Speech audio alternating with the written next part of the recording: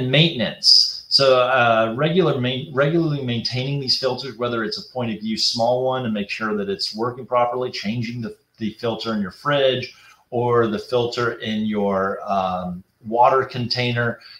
You want to do that often. Some of these refrigerators, some of them have a notice that says, hey, your filter needs to be changed, but a lot of them don't. So just take notice of when it's installed, put reminders to when to change it out. On the